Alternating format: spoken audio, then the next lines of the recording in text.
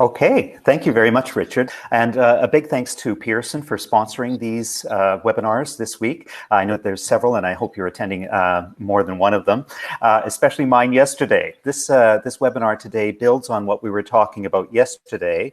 But just before we begin, I wanted to talk about a couple of housekeeping things. Some of these are mentioned by Richard. He mentioned the recording. This webinar is being recorded. And within 2 weeks of the webinar, you will receive a link to the recording, so you can watch it again if you like. Also, a good idea is if you want to share it with other teachers. So you can send the link to them, but you can also, if you could get online and discuss a few of the points, if you find that they're pertinent to your particular situation. You'll receive a personalized certificate for that, and also a virtual goodie bag, which has some useful tool within it. So hopefully you'll get all of that in the next 2 weeks or so. All right, at the very end of this, I give you my email as well. And yesterday, a few people got in touch and with some very particular questions. But if you have questions during the webinar, please post them in the chat, and we'll try to answer as many as possible at the end of the webinar. Richard will be looking at those and trying to collect them and choose the ones that are common to many people's concerns. So we'll be doing that. Okay, so what are we talking about today? So this is StartUp for distance learning, and it's the second of 2 webinars. Now, you're here for one of a few reasons. You may be already using StartUp, the textbook series for young adults and adults, or you may be thinking about using it or looking for some kind of solution for adult students that you could use online. Will satisfy those.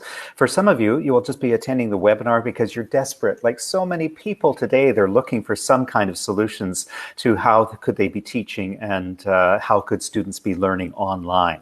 So I'm going to be giving a lot of tips and a lot of extra ideas. So I think even though I'm using StartUp as an example, I think that you'll be able to take some ideas from this and apply it in your own way. Now, yesterday I had, as I did today, some masks. These are a beautiful set of masks that I saw in Bolivia last year. And so I took some photographs. So I just used those kind of as a motif throughout here. The idea with the masks is just that we're all wearing masks now.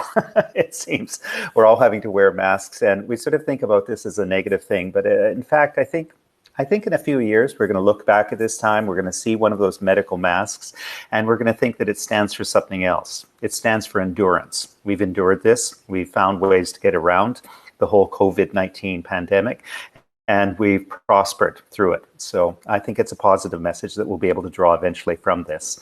Okay, let's continue. So first of all, what I want to do for those of you who didn't attend yesterday is to quickly bring you up to speed on some of the key points. For those of you who were here yesterday, I think I'll just go through it quickly, so don't worry that you're seeing the same presentation. What I'm doing today is essentially, yesterday we talked about the opener and listening and speaking, and now we're going to be talking about reading, writing, and a put it together review page. So let's go on. We start off by what is StartUp? So for those of you who haven't used it yet, it's a new 8-level American English series for adults and young adults. And it's because it's new, it's looked at everything that else is around and looked at all the problems and the issues that teachers face and students face and tried to come up with something quite new, quite different. How is it different? Well, first of all, it's a big focus on addressing learner needs. And during the research phase of putting this together, the team went around the world and talked to people in Asia and the Middle East and Latin America, trying to find out, what do you need? What do you need? And some of the answers were these. They came up with an emphasis on academic, professional, and social English. Of course, students need academic English to help them get through not just their English courses, but their other courses as well. They need professional English for once they get those all-important jobs after graduation. They need to be able to work with others and use the documentation, the reading, writing, listening, and speaking skills in the workplace. And finally, there's the social English. We think about social English as the glue that holds everything together. It's not just being able to talk like an academic or talk like a professional, but it's the meetings that you have in between. It's the coffee conversations that you have, or around the water cooler when you're chatting with other people. It's those sorts of things that help you to move forward in your career academically. Contemporary topics, of course. We're living in the 21st century, and the topics need to reflect, concerns that we have now. And there's a big emphasis on critical thinking. Critical thinking, I like to think of as the non-robotic skill, or the non-computer skill. It's something humans do, and they do it very, very well. And so far, thank goodness, machines don't do that so well. And I think most of the jobs that we will see in the future are going to be critical thinking jobs, where people have to use their creativity and their ideas to make decisions. Things that can be done by a robot will be done by a robot. It's already happening in factories and other places. I go to the supermarket, I get my groceries, I put them through a scanner. No people, there's no more clerks. That's starting to disappear. And one other feature that we'll talk about a bit more as well is the phone app. So it comes with a phone app that students can work through their listening and speaking, some of the grammar and the vocabulary, and they can improve on their own outside of class. So what else do we have? Well, who am I? My particular role, Richard mentioned that I'm a TESOL professor. I work with graduate students and doctoral students, but I'm also the series consultant on this. I didn't write the series. We had 40 writers. In fact, there were 211 people working on this series. It's a big deal. But my job was to come in and look at it from a pedagogical point of view. The writers already knew what they were doing. The editors already knew what they were doing. I just came in to sort of challenge them to do a little bit better in some cases, and hopefully we've achieved all of that. Okay.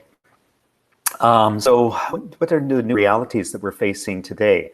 Well, as I mentioned yesterday, there's 1.37 billion students no longer in the classrooms. They've been taken out of the classrooms because of school closures around the world, including in Canada, where I live. I live in Montreal, Canada.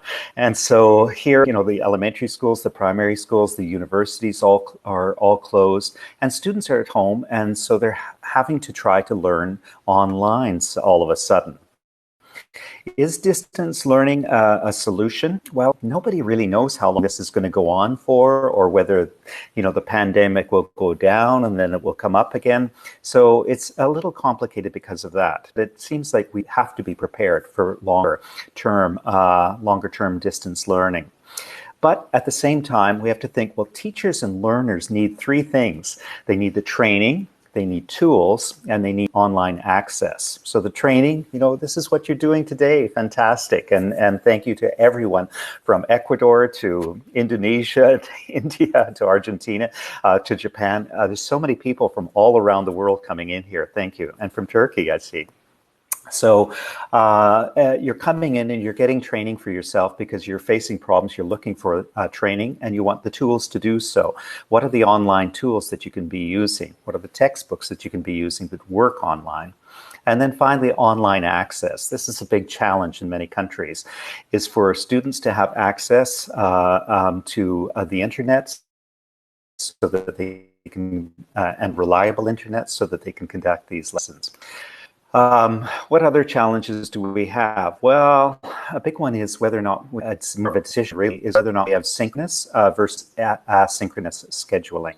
So synchronous just means at the same time, just like we're doing here. So I'm talking, you're listening. But all of a sudden, next week, if you watch the video of this, then it'll be asynchronous. I'll be talking, but you can do it in your own time. There's advantages to both of them. And sometimes a mixed model of those might work best. Another one is student motivation and engagement. And I mentioned yesterday my youngest, who is still in bed, he's taking summer university courses, but he doesn't get up for the 8:30 class, right? He waits till it's on video and watches it later. So again, it's not the same kind of engagement you would hope for, because students want to be, in contact with each other and really in contact with other students, with the teacher. The teacher should be able to ask questions and get responses in some ways. And a third concern is assessment. So how do we assess from distance? That's one of the things we're going to be talking about today.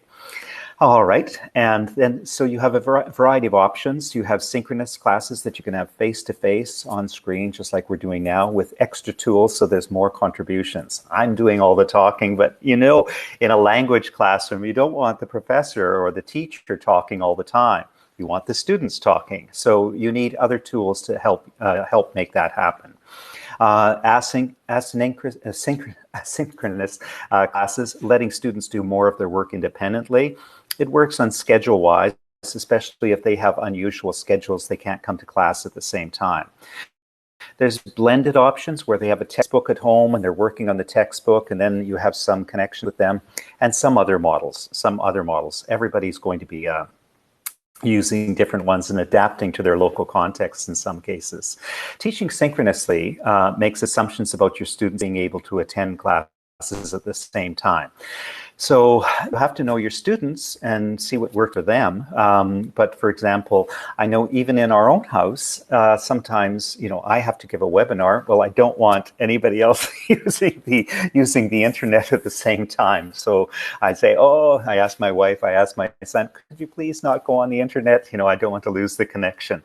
So you think about maybe a family with 5 kids, all of whom are in school, all of whom are supposed to be taking classes, and, you know, the young adult or the adult also studying English with StartUp, or and then, you know, who gets priority. So it can be challenging. So we all have to adjust. We all have to adjust and find the best times and the best ways for this to make it work. StartUp helps. It has a lot of digital tools, and they include this digital version of the student book. I'll show you that later. The Pearson Practice app, which I mentioned, very powerful tool for reviewing and previewing what's available for the students. They can look through the videos, they can listen to the audios, they can do little tasks on there to keep up with lessons. And my English lab, lots of online materials. We'll be talking about that a bit more.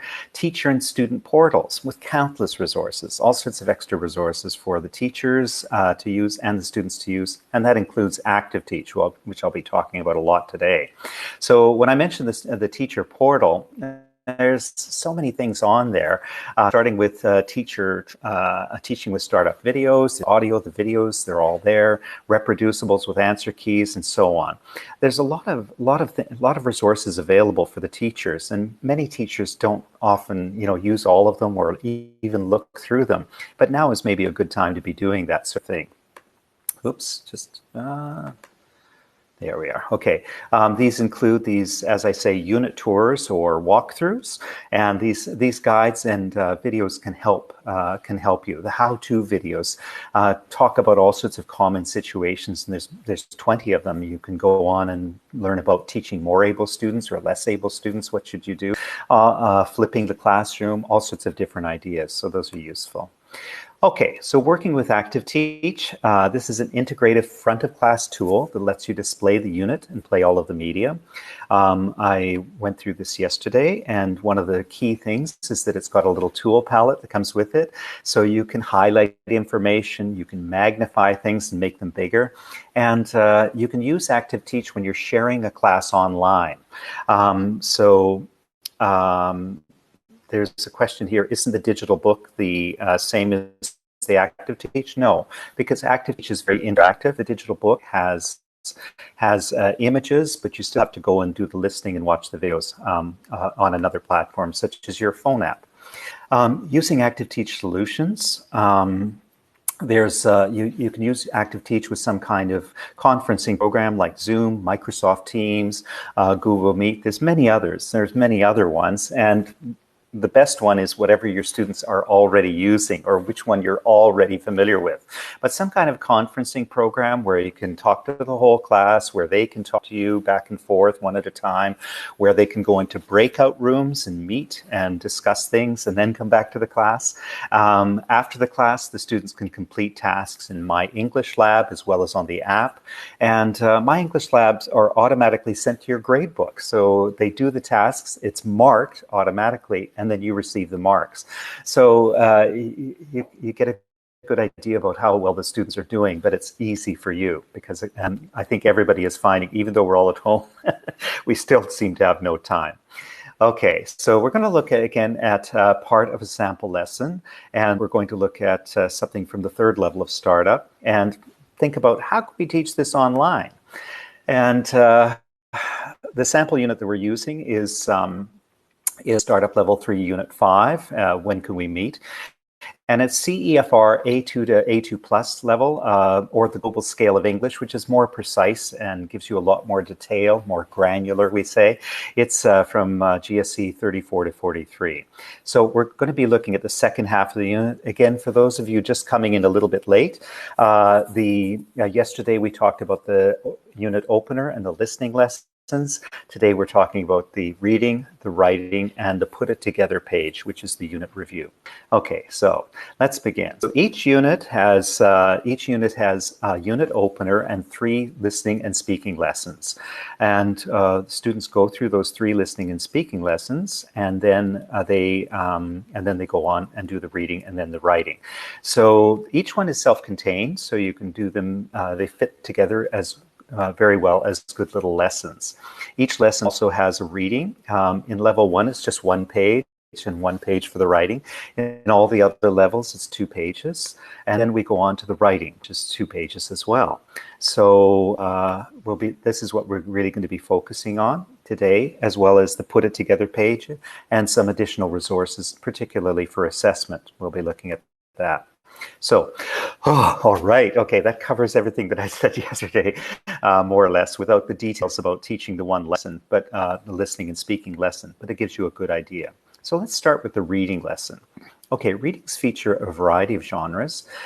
So just like the podcasts and the different types of radio shows and things that are in the listings, this has a variety of genres as well. There are genres related to academic English, professional English, and social English. So the things that they're reading are things that they would read in a university setting or in a professional workplace setting, and sometimes social settings as well. So there's a mixture, and sometimes they're intermingled in different ways. So we see them together, being used together. The reading is one of the big questions we have about reading is when should students do the reading? Well, the basic answer is they shouldn't do it online. They shouldn't do it while you're trying to lecture. And it's not like you should say, okay, let's just take 10 minutes silence and then you read it. It's kind of not a good use of time. So my general advice is for reading is to get students to read beforehand, and to read after as well. So before they come to class for the reading lesson, you just say to them, just have a try. Just go through the reading, have a look at it, see how much you understand. This is all part of the idea of getting students to think about what they know and what they don't know. And that way they come to class with questions. It's a little bit of a learning approach, and it allows them to prepare a bit more. So we start each reading lesson, as with all the lessons, with a topic and a text message.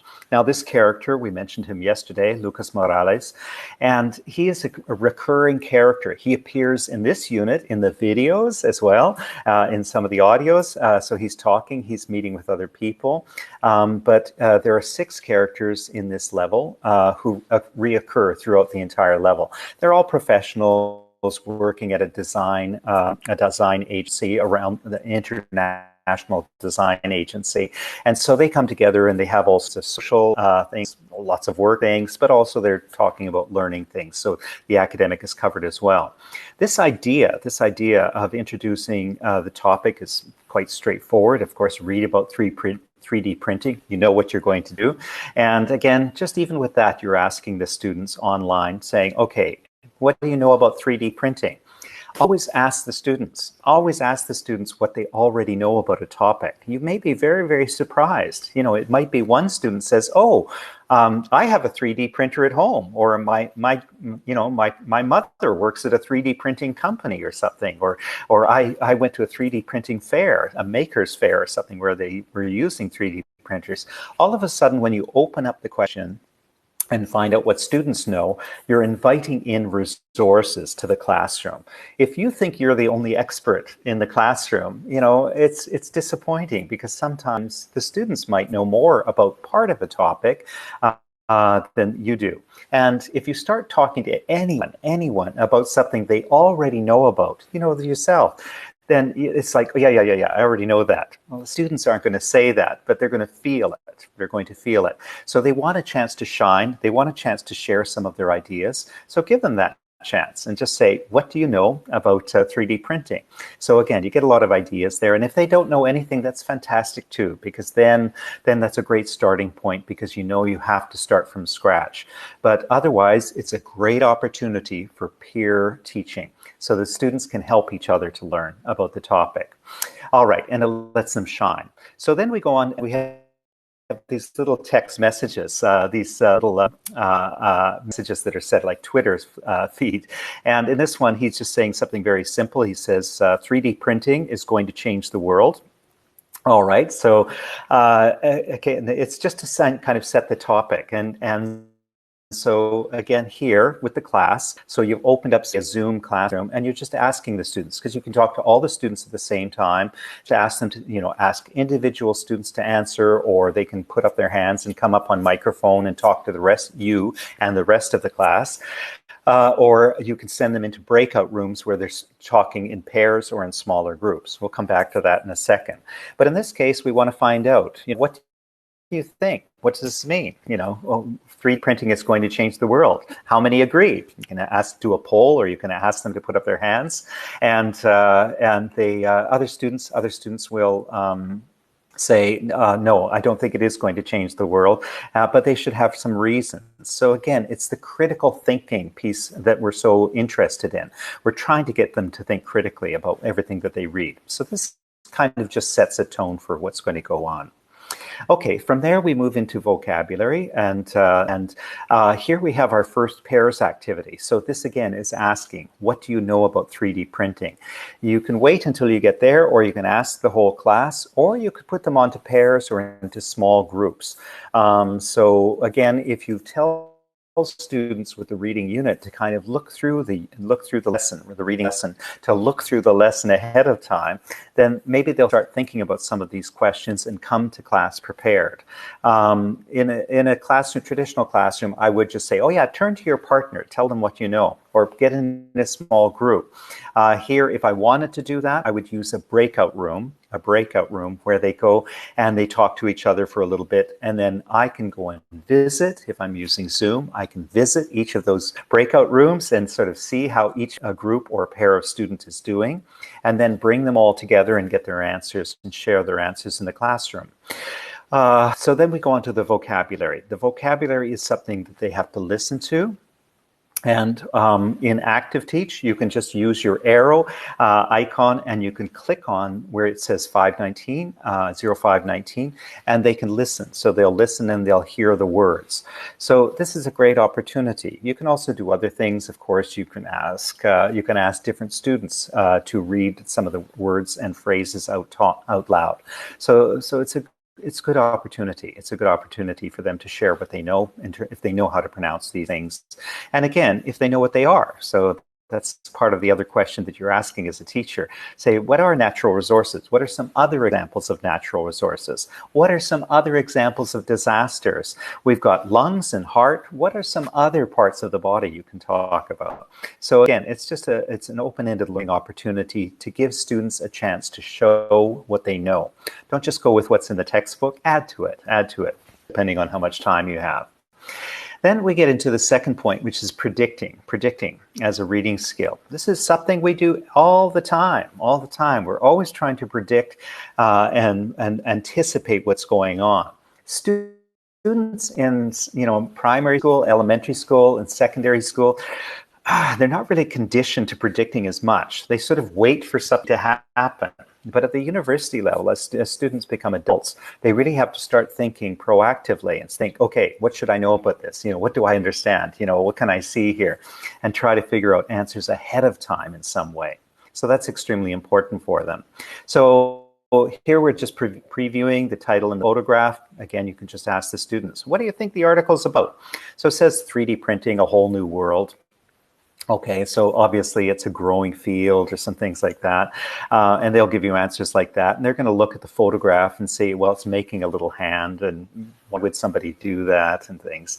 And then they're going to go on and they're going to listen and read the article. Now, a really important part of StartUp is that all of the readings are recorded. They can listen to it as well as reading it.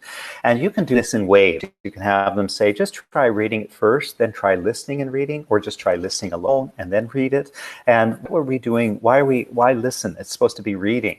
Well, we find actually when students listen and read, comprehension increases a lot. Also, the memory of it increases a lot. They're going to remember it for much longer. So that's an important aspect of this. So we want to give them those chances to, again, learn it much more. And the third thing, of course, is they're going to learn the pronunciation of key words. So we can have them to do that beforehand, right? Okay, let's continue. And again, I see some questions coming up and many great ideas. I hope you're reading some of the chat lines as well. We're going to answer some of those questions at the end of today's session. I'll try to leave some time for that. So then they go into reading the article. And as I say, I'd probably ask them to read this before the class. I don't want to take the time in the class to read it, although it is fairly short. So if you really wanted to, you could read through it, stopping and highlighting key points and going through key ideas. But really, you want to push it onto the students to be reading that and to be taking responsibility for that. It's a big thing we're doing at this level, is trying to push responsibility onto the students to make them much more responsible. They're going to be the ones who educate themselves after this is all done. So for the reading is followed by comprehension questions, and these comprehension questions are best done outside of class as well. So when you're going to teach a unit, you have to think to yourself in your own head, okay, what am I going to do in class? What's better that they do afterwards? Obviously, these pre-activities are the ones that you really want to do in class. But if they've read through it, if they've even tried some of the comprehension questions, that's okay. Or you just break and move on to something else and then come back to it, the next day after they have had a chance to do all the comprehension tasks there. So let's have a closer look at some of these, what they look like. Okay, so when we go to this page for check your understanding, which is all comprehension, we can see three different types of things. So the first of all, which statement best describes the main idea of the article? Okay, so we're teaching them two things, getting them aware of what's the main idea. What does it mean by main idea? It's a critical thing for students to understand. And also they have to understand the article. Read the article again, complete some sentences. So this is reading for detail. There's scanning for very particular information. And then there's one on focus on language, which is reread lines 5 to 7 of the article and think about the words behind and pointing.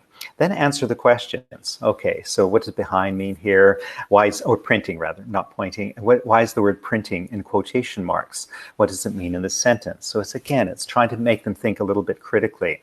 There is, there are answers here, and the teacher's book gives you answers, but again, you have to be open if students come up with maybe new answers, new ideas that are a little different than what you thought. So it's a good opportunity. Then we move on to a reading skill. So reading skills are extremely important for getting students to think long term. So this is a text structure, which is a problem solution. Texts are organized in different ways, and this is just one way in which they do that. So again, it's getting students to think and reflect on what they've been reading, but it's also this reading skill is a lifetime skill. So it's something they should be absorbing and coming back to at different times. So when you're teaching online, you're going to do this. I would probably say to students, give me some other examples of problems, give me some other solutions, and in your pairs or in your groups, discuss some of these and share your ideas. So again, it's a reading skill to be able to identify those problems and identify the solutions. So here, the task T, read the reading skill, read the article again, identify the problem and solution the author describes. How could the solutions help? So again, a lot of this information is in the article, but in other cases, students have to infer. They have to make inferences to try to figure out what's going on here. So again, building up their thinking, their critical thinking skills. And then finally, task E is, what is the article about? Retell the most important ideas in the article. use your own words. This is a great task. Anytime when we take anything and transform it from one skill to another skill, it really helps the critical thinking process. So if you read something and you have to talk about it, or you read something, you have to write about it, that's helping you to remember the ideas, and it's developing your critical thinking skills. It really, for memory, it's an essential thing to do. And you know this yourself. If you read something and then you tell, your friend, say, oh, I just read this novel. What was it about? Oh, it's about this. You will remember it much more because you have to explain it to someone else. Students can consider local context. This is a fourth task, and this is an interesting one. There's a couple of things here. One, you see the little item with the magnifying glass. It says, find out about what else 3D printers can do. This is a research task to get students to doing research on their own outside of class. This is fantastic in a couple of ways. First of all, in the area of 3D printing, there's new things happening all the time. So with this particular topic, they're going to go and find some more up-to-date information, something, oh, well, this was just discovered or just invented, and they're going to bring back some excitement to the classroom with some new discovery that they've made. So the research is really important. And of course, this is an important academic and it's an important professional skill, learning how to look for more information. So again, it's doing something, it's personal, everybody can come up with something different and they come back together for sharing. Of course, if you have 30 students, a couple of them may have the same ideas, but other ones, they may have many different ideas. The next one, 4A, says making it personal. Again, we're always wanting to make it personal because that makes it memorable. The students can all of a sudden see, yes, this is language that I could use. This is important to me. I will use this in some way. So think about the article. Are there other kinds of problems that you think 3D printing could solve? And how do you think the solutions could help? Again, this is something you're going to ask the students to do outside of class because you want them to think about it. So you want to give them time to think about it. But when you come back to class, you want them to share. You want them to share so that a lot of peer teaching will go on. They can be experts, and they can share their ideas with the other students.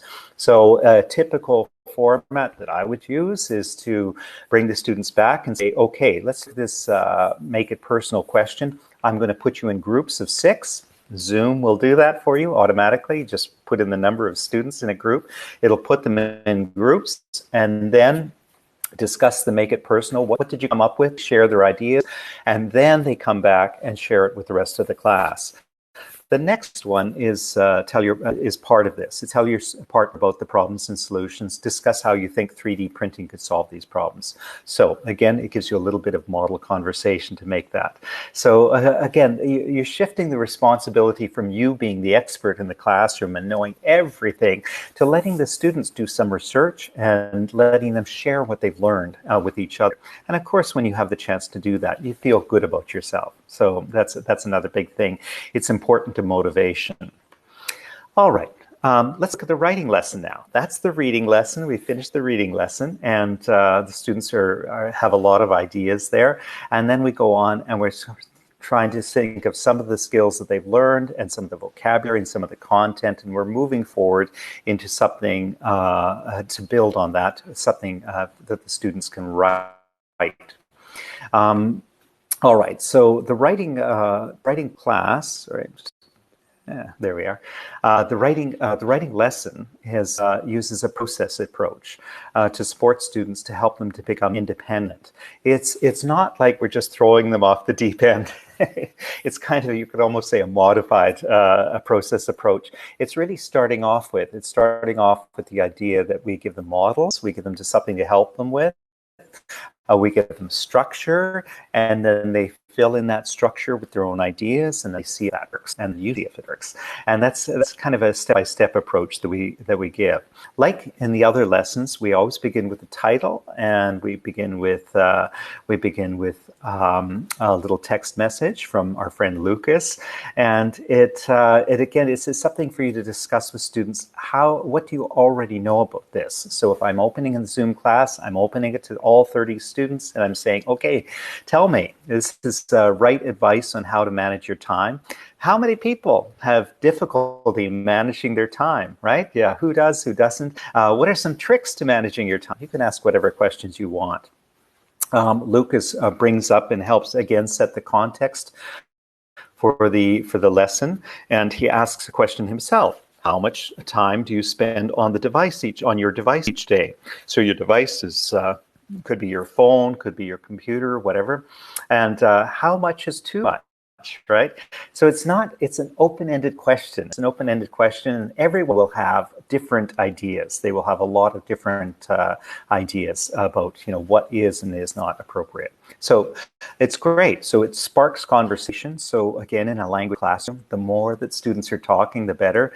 And these sorts of topics, if you open it up into a classroom online and you have students either talking, giving their answers one at a time to the whole class, or going into a breakout room and sharing their answers there with each other, it's all very, very positive. So we can try to make that work.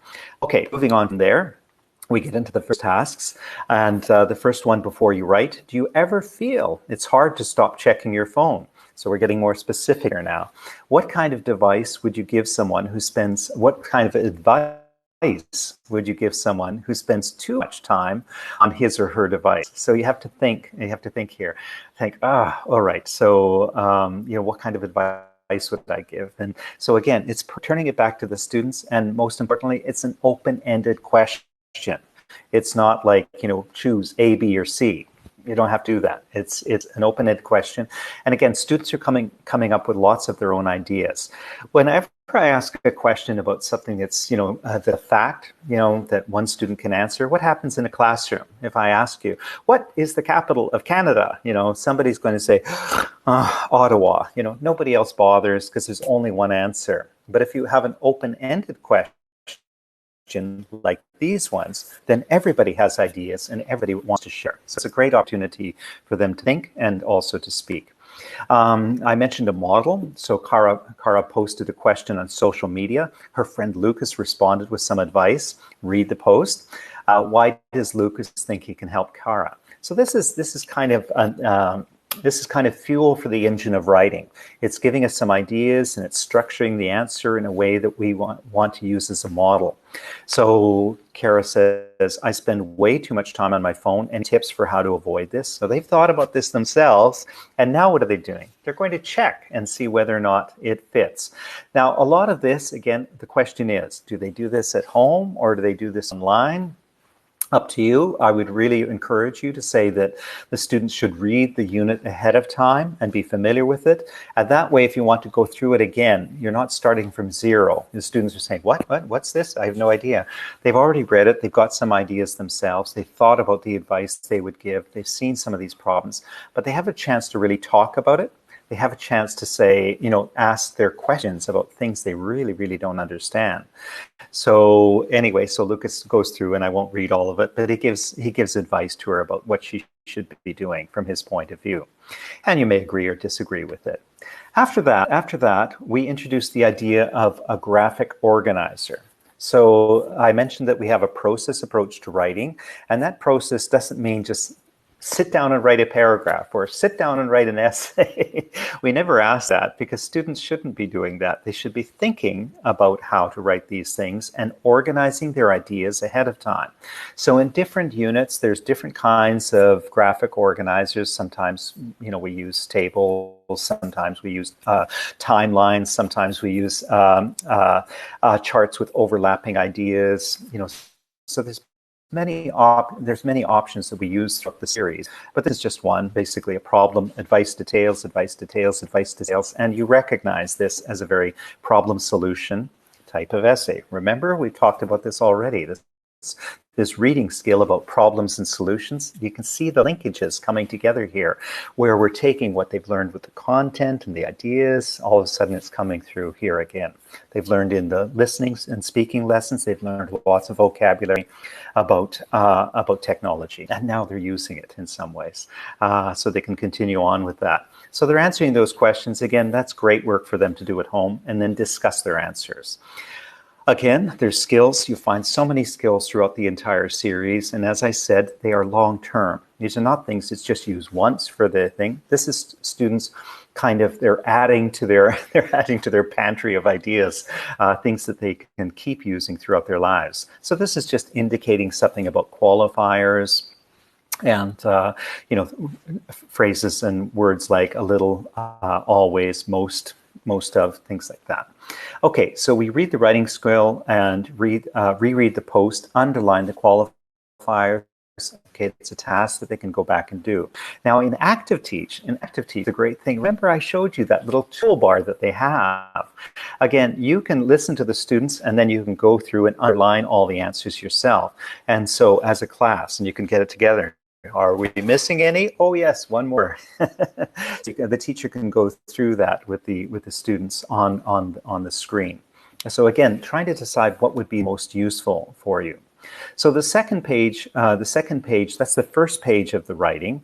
And when we get to the second page, this is when they do the actual new writing on their own topic. So you see how much preparation we're doing. We see how much organization we're giving to get towards learning how to do it. We're giving them a model. We're breaking apart the model. Now we're giving them a chance to answer some questions and move forward. It's all about engaging the student in different ways. So in this one, it's plan your writing and choose one problem below. So we give a variety of problems, 3. Why 3? Well, maybe one will appeal to students more. I would do something different. I would do something a little bit different here. I would say that what I really want to do here is to make every student have a different topic. So basically say, well, we've been reading about technology and problems and solutions. Can everyone think of a different problem? Talk to each other, sign up on the sheet, everybody get a different problem, and then write your own solution. When we have this idea of students writing different things, then they come together and they will collaborate more. They'll share their ideas. Let's say they didn't. Let's say you just use 3. I would still, in a classroom, when they come back to discuss it, I would say, okay, find students so that in your group of 3, one student has done topic 1, one topic 2, and one topic 3. So you get together because they're not competing anymore. They're sharing and they're sharing ideas, but they're not in competition. When traditionally, if you give students only one topic, then everybody, 30 students are doing it. What happens? Well, first of all, plagiarism. They start copying each other. They say, why should I do this? Everybody else is doing the same thing. I'll just copy him, change a few words or something. But if you give them each a different topic, then they all have to do their own work. They have no choice. And because they're doing their own work, they don't mind sharing with each other, saying, oh, what did you write? Oh, it was interesting. Let me show you. And they can do that. So again, it's creating an environment in which collaboration can take place. But again, a lot of this is going to be done offline. But you can talk them through the steps of what they're doing in the online way. Give some examples. So again, the students plan, they think about their problem, they think about 3 kinds of advice, and they give the details of that advice, how it will work. So you see, it's sort of that parallel to that example that we had from Kara asking the question and the advice coming in the email. And this way, they're essentially doing the same thing. So they've got the model, they're not sure what to do, they can go back to the model and look at it again. One thing about deciding what student to do at home is you always want to consider, what could they do that they could use more time with? If you just say, okay, I'll give you 10 minutes. They go, oh, some people will say, oh, 5 minutes, I'm finished, teacher. Other people will say, I need more time, I need 15 minutes. But when they can do it at home, they can work at their own pace. So that's always important. So again, filling in these sorts of ideas, and then coming back, and in their pairs, this is what they're going to do. They're going to have, each of them is going to have their answers, and then they'll talk about the problems and the advice with another student. Remember again, that transformation from writing and reading into speaking, listening, it's always a powerful way to enhance understanding and memory. And when you start talking and explaining things, and the other student says, I don't get it, what do you mean? That's not clear. Then it's fantastic, because then they get good feedback on how they can improve. All right, so have the students outside the class, they write their response. They could be doing some of this stuff just in discussions first so they know what they're going to do in their planning stages. They could share all that online, that would be fine. But then they go and they have to revise their writing. Now here you have to kind of decide how you do this. One idea is simply just to allow students to contact each other. So put them into groups and say, okay, you know, use social media or emails or whatever to share your writing with each other and talk about it. So actually what's interesting about this is the students will actually end up using more English outside of class than they would otherwise, because they have to, you know, write in English, send it to someone, somebody's giving them some advice, they phone up and say, I don't get it, what do you mean? And so they all find ways to improve. So the peer editing is going to be useful, or they come back into the class, depending on how you organize it, and they can do it there, share their writing and see it. And then shift to more peer learning. So let students read each other's work in pairs and groups and share their ideas how to improve. I suggest you do this, you know, how's your spelling, how's your punctuation, how's your capitalization, and how close to the topic are you? Okay, that's lots of ideas. Let's move on. Okay, let's look at put it together. This is the last section of the unit, and it's kind of a review, but it's a different review. Again, I mentioned at the beginning that we went all over the world doing research on how to create a new series. And one thing we found out is teachers and students don't like that final review page in most units. They find that, you know, usually it's a set of, you know, 5 or 10 questions, you know, and it measures, you know, if the student remembered everything, but it's too narrow. And it's not really a chance for students to show what they know. So instead, in StartUp, we have different types of projects at different levels. From levels 1 to 4, we have media projects, which I'll talk about now. In levels 5 and 6, they get information and they do presentations. And levels in 7, 8, they problem-solving discussions. They start with a data set and an open-ended questions. And what do you think? And then they have to solve it. So it's all, again, about shifting responsibility back to the students and more thinking. In this particular case, a chance for students to show what they know. So that they start off and they get a video, and this video is also on their app. But they get the video and then they can listen to a student's presentation. The really wonderful thing about this is we, you know, there's 4 levels here. We hired 40 international students with who speak English, but as a second language from all over the world. So they get exposed to some second language English. We're not testing them on it, but it's just a chance to watch and listen to somebody else speaking with a bit of an accent from a different country, not just a standard American or British accent. So they get a chance to listen to some different people, and the person is done and is modeling the presentation. From there, they go on and they have to make their own video. So in this one, choose a technology that makes your life or job easier. For example, an app or a tool. It's fantastic because, again, every student can do this and they can choose whatever app they have at home and encourage them to do different things. And again, this is all done at home, but they take photographs or do a video and then they share it with the rest of the class. So what they're doing though is, you know, they have to plan it, they have to organize their ideas, they have to shoot it, they have to, you know, be self-critical. Is it a good one? They probably show their family members or friends, and then finally they publish it. They make it public by sharing it with you. There's strategies on this page as well. And this was, I love this strategy. This is one when I was studying Chinese I used, which was to put little pieces of paper or little stickers on things around your house. So I always remember I had Dianhua was a telephone, so I had a little on the telephone, Chinese word for telephone. So again, if you have a picture or physical objects in your house, it's a great strategy. And again, like all the skills, you know, these are lifetime sort of long-term ideas. Okay, so finally, the final parts of this is reflect and plan. This is quite a common thing. It just reminds students, oh yeah, I've learned all these things. They have to check them off and say, I don't remember that. I better do some more review. One little difference is the B section here. We really encourage them to make notes on their phones, and so that they can go through and check the things that they have to redo. Okay, let's brings us more or less to that part of the lesson. But teachers also have questions about assessment. How do we assess students? How do we assess students when they're online, when they're not right in front of us? And how can we make sure the students are doing the tests and not someone else? Well, StartUp offers a variety of formative and summative assessment options. So assessments are a mix of closed-ended tasks and open-ended tasks. So let's have a look at some examples. So I've mentioned the app a couple of times. So the app has audio and video clips on it, but they also have little tasks that the students can do for vocabulary and grammar to try to improve in those areas. It's formative in the sense that the students will figure out, what they're good at and what they're not good at, what they need to do over and over again. These are done generally not in an hour at a time, but students look at their phone for 5 minutes, waiting for a bus, or they're just before bed or something like that, waiting for a meal, and they'll do it then. At the end of every unit, there's a unit game. And of course, this is a little difficult in some ways, but you can send it as a PDF to all students, and then they can talk to each other on social media.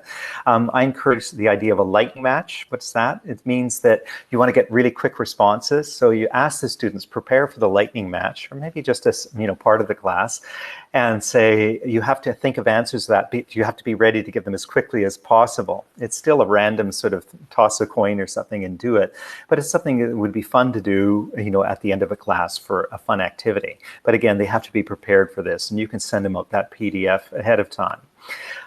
There's the summative assessment in My English Lab. If you want to find out how they're doing, we mentioned this already. They do all sorts of tasks, and then they will have, in this case, you can see here's a new reading, and then they have to answer some questions about that. There's self-marking, multiple choice, drag and drop tasks are available. So there's lots of different things, and again, the beauty of it is they do it on their own. It comes to you.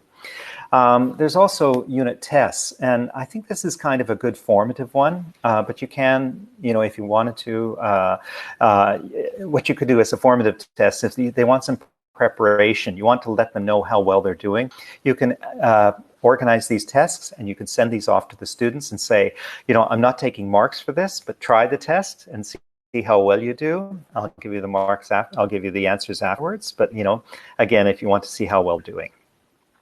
There's optional tests for speaking and writing as well. And for the speaking and writing, they can do a recording of some of the things with another student or by themselves, depending on the task. One of the great things about the tests with ExamView is if you wanted to create new tests, you can create your own. People say, oh, but how do I know the student's writing it? And actually, my oldest son had to write a test.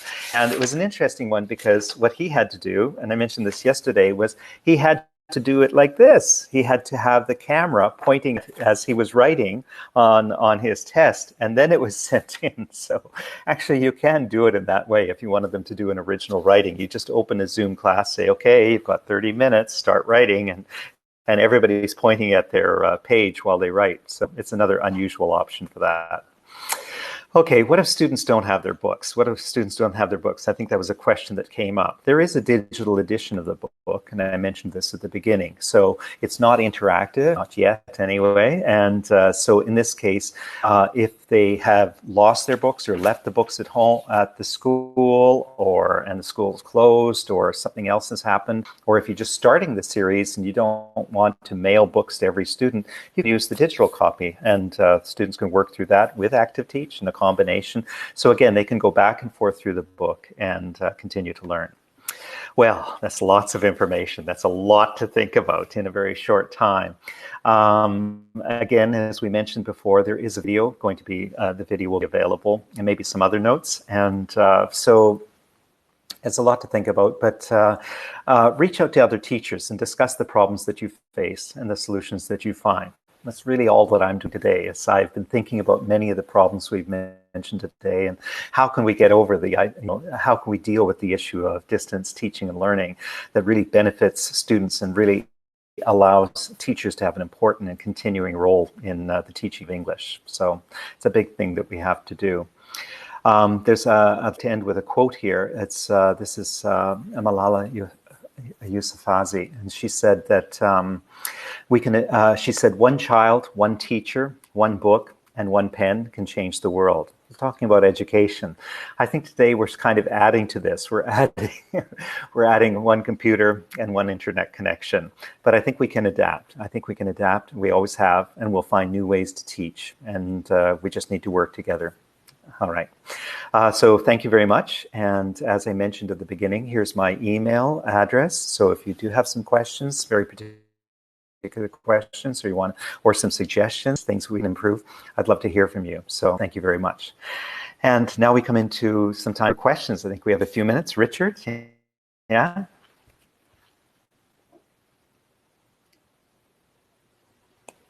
I always have to wait for Richard to turn on his microphone. It always goes off, I think. Can you hear me, Ken? Yes, I can. Yeah. Yes, sorry about that. My microphone seems to be very slow at coming live. We have had a few questions coming through as you were giving the webinar. So thank you very much for going through such an extensive range of tips, which were very, very useful. So in no particular order, but just going from some of the questions we've had already, is one was about how long would you assign in breakout rooms when you have breakout rooms? Yeah, it's a good question. It's not just how long you assign, but it's what you have students doing when you're assigned. So for example, if it's practicing a conversation, you say, you don't get them to practice conversation because they will do it once and then they'll sit there and then they'll start talking about what else they're doing. So what you need to do is say, I need you to continuously practice the conversation, maybe 100 times. I'm going to come around and visit different rooms. And so you're ensuring that they're continuing to work on something, because of course, like a conversation, you should practice in many different, many times to get it right, to improve your fluency. Give them some tips. Try saying it as quickly as you can. Try saying it as slowly as you can. Try saying it, emphasizing different words and different syllables, and work on different ideas, but get them continuously practicing, and then say, I'm going to come around and visit each of you. And when you come in, you better be practicing. So they'll keep doing that. And again, it's not how long you give them, it's what you do with that. Yeah. Okay. On similar lines, still talking about breakout rooms, can students write in pairs in breakout rooms? Can they write in pairs? Yeah. I don't know. You know what? This depends on the software in which they're using, and there's probably a wide range of software. But because they can see each other, they can actually always be writing on a piece of paper and then just hold it up, right? They can hold up their paper to the other student if they were trying to write something on themselves and going back and forth. So they can do that. Other software, there's so many new conferencing platforms. I'm not sure what every single one of them does, but that's possible. The other thing they can do is they'd open up a Google Doc together. So if you want to plan ahead for this as well, it's another piece of piece of the software puzzle to open up. But students could open up shared Google documents, and they could all write on that at the same time. So that would be worthwhile. Yeah. Okay, thanks very much. A question came up about essentially how can we use these tools with old people? So I guess, is there anything that you can say that specifically relates to people who may not be so confident with technology and the internet? Yes. Yeah. Well, first of all, I think all of us are surrounded by helpers. All of us have someone who can help us. And for me, it's my two sons, so I get a new phone. I don't even bother. I just set it up for me. I don't try to do it myself, because I know that they're digital natives. And I find that you find that most people know someone who can help them in some ways. If you have a class, also start off the class and say, okay, it's a class. I know not everybody's, comfortable with the technology. Who's really good? And then you find 5 or 6 people say, yes, I'm the one. Who needs help? And say, okay, I'm going to put you together. And so you link up people who have expertise with people who need the expertise. And it's just an easy way to do that. In other cases, you try to make little guides, or again, I would always have my students do a guide for bonus marks. Say, can you do a guide on using Zoom? But of course, all these things are already found on YouTube as well. But sometimes it's helpful, especially you might even do it in the student's first language. It might be helpful for some students just to, okay, I get it now. I needed to see that in, Turkish, or I needed to see that in Baha, Indonesia. Yeah, something else. Thank you. There was a question when you were talking about texts. It was a question around, should we ask students to pre-read the text so they can learn scanning and skimming? Yes, absolutely. Yeah, absolutely. I think on an online environment, you always want students to read ahead. You don't want to take up valuable time online with, just having the students sit and read for 10 minutes or half an hour. And again, the big part of it is everybody reads at a different pace. Some people are very, very quick readers. Some people are very slow readers. And so if you said, okay, take 5 minutes and read it, it'll be too long for some people and it'll be too short for other people. So it's better to have them read it ahead of time. So it's just part of the organization of it. Oh, what happens? A student comes to class. Sorry, I didn't read it. Okay, well, we're working with the ones who did. So, it becomes their problem. They get embarrassed and they'll perform next time. So just getting students on track like that, it's good. Yeah. Thank you. We've had a question. Could you actually show your email address, please, Ken? Oh, yes, certainly. Yeah, we'll come back to that.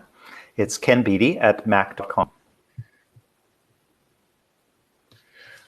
Again, still on the reading subject, is it possible to ask students 1 or 2 questions about the reading to check if they understand it? Yes. Oh, of course. Absolutely. Yeah. I mean, there are comprehension questions within the unit, but absolutely, you should definitely engage them with questions that they may have thought about. And always, I think about the personal questions and the local questions. So again, as I mentioned, I live in Montreal, and say, well, how would that be useful in Montreal or something? Or, if I'm talking to a student who maybe because they're an adult, I say, you're working in a factory, how would this be useful in your factory or in your office or in your workplace? I mean, then you're personalizing it to the local and you're also giving the local context in some ways. So yeah, those additional questions are really, really essential. And that's why we have teachers, living teachers, rather than just just a big video in front of class. We want to personalize it. Okay, great, thank you. On the again, still on reading, what challenges could there be around new vocabulary when there is pre-reading? Okay, well, with new vocabulary, it's okay. With the pre-reading, you don't have to teach everything. I love it when the students come to class with questions. But if the students don't do the reading, you imagine what happens. Say, okay, now we read this, and they're going through and they say, I don't understand that word, but they're too embarrassed to ask. But if they go through the reading, they have chances, of course, themselves to do research. So shift the responsibility, make them more responsible. Say, you could look up those words on your own, and it's still sometimes not clear because many words have multiple meanings. You're not really sure. That's fine. But bring those questions to class. So you can start the reading and say, okay, I think you've all done the reading now. I hope you have. What are the problem words? Anybody have some problem words? And they'll come out and say, oh, I didn't understand this one. And what about this one? And so then you have a chance to explain. Although I wouldn't explain myself. I would always say, okay, that's a great question. Who knows the answer? And then you get other students. And again, it's back to that idea of peer learning, peer teaching, so the students can learn from each other. And the other thing that happens when you do that is they start to say, the other students know this. Why do they know it and I don't? Right? So they're all of a sudden asking questions and thinking they should be improving. They should be improving their game. So it's a good opportunity. Thank you. Now, moving from reading to listening. If listening to a text read by a speaker, is it still assumed as a reading task and can work on reading skill and can it work on reading skills, or would it be listening? Yes. This is in reference to when you talked about the recording. Yeah. Of the, that's right. readings. Yeah, all the readings in Startup have accompanying listings. I think you have to think that there's sort of a rainbow of skills. There's a big range of skills that we're talking about, and certainly, if they're only listening, yes, that's a listening task. But if they're listening and reading at the same time, what are they doing? They're connecting the sounds of the words with the appearance of the words. So that's happening. They're also connecting, the intonation of the sentence, so that it doesn't say, it's not all monotone. We read in monotone. We read, this is a very beautiful day, period. It's not how people talk. They'll say, this is a very beautiful day. So the students are listening, even though they're reading the text, so they're learning an extra speaking skill at the same time. So it's really integrating the skills in different ways. Of course, they can just read on their own, and they're going to be reading for different things about, they're going to ask questions. Why did they choose that word? Why did they phrase that way?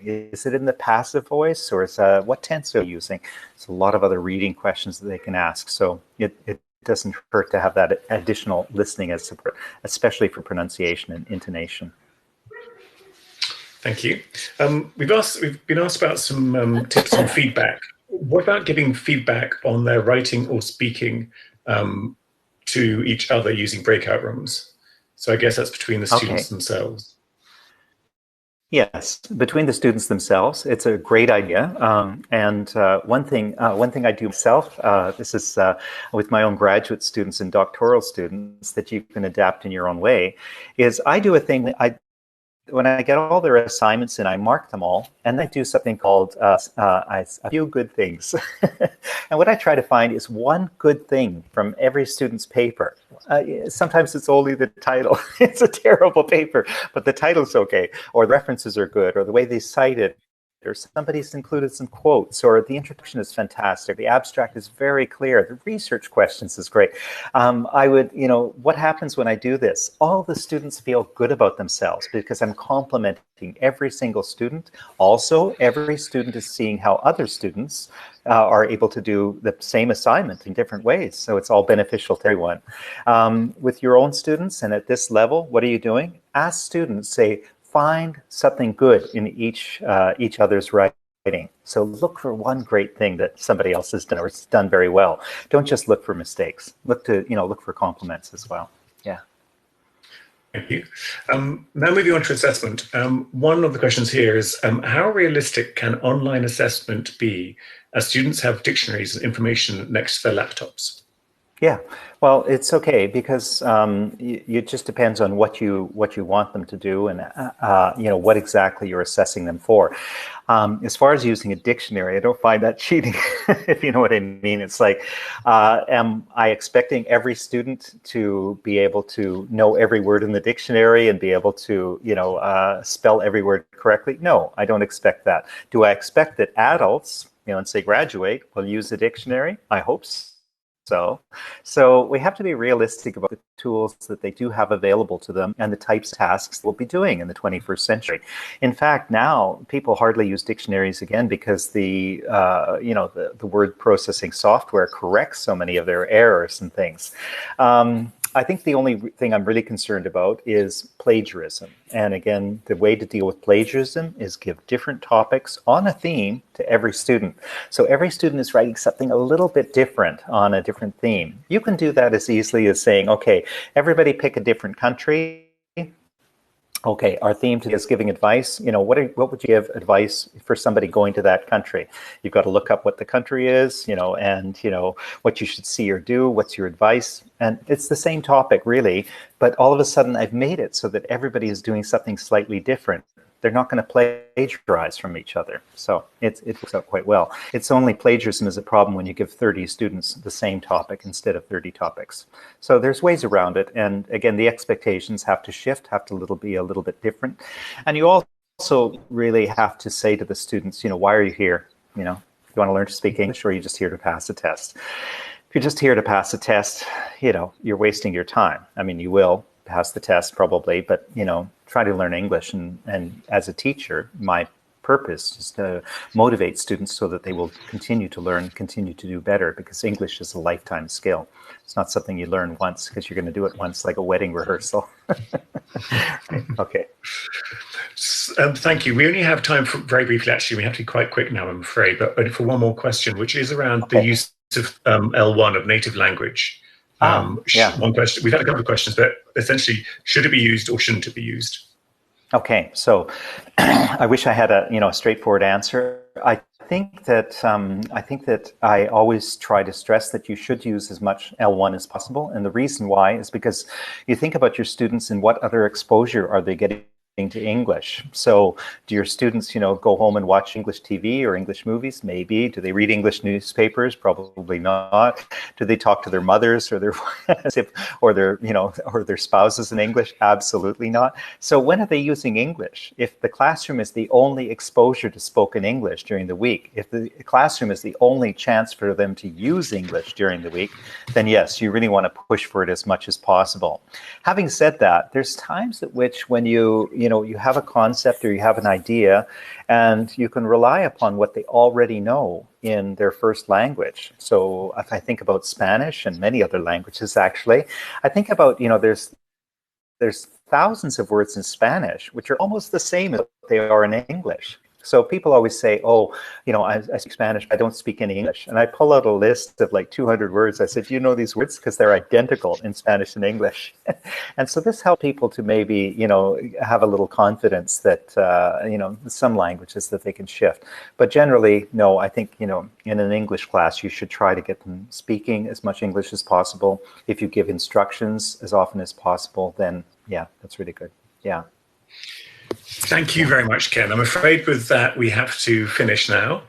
Thank you all for coming to this webinar. That will be repeated along with part 1 next Monday and Wednesday, the 13th and the 11th and the 13th of May.